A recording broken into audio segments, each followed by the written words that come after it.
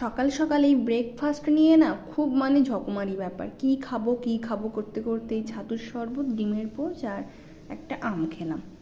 এবার তারপরে বিকালে আবার বেরিয়ে পড়লাম বাবাকে নিয়ে ডাক্তারের কাছে, কারণ বাবার দাঁতের ডাক্তারের ওখানে যাওয়া ছিল, তো সেটা গড়িয়াতে যাব। তো এই যে বাড়ি থেকে বেরিয়ে টোটোতে উঠে পড়েছি, যাচ্ছি এবার স্টেশনের দিকে, কারণ যাব আমরা হচ্ছে গড়িয়া। আর বিকালের দিকে সব ট্রেন যেহেতু ফাঁকা থাকে, শিয়ালদার দিকে যেতে তো অসুবিধা খুব একটা নেই। এই দেখো সোনারপুর লোকালে বসে আছি, কি সুন্দর ফাঁকা আছে, কয়েকজন মাত্র করে করে লোক আছে। গড়িয়াতে নেমেও গেছি, তারপর ডাক্তারের ওখান থেকে ফিরেও আসলাম।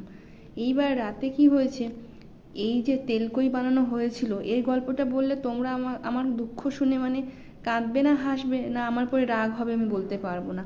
হাতে করে নিয়ে রাখতে যাচ্ছিলাম আর পুরোটাই ধপাস মাটিতে, জানো এ দুঃখ আমি কোথায়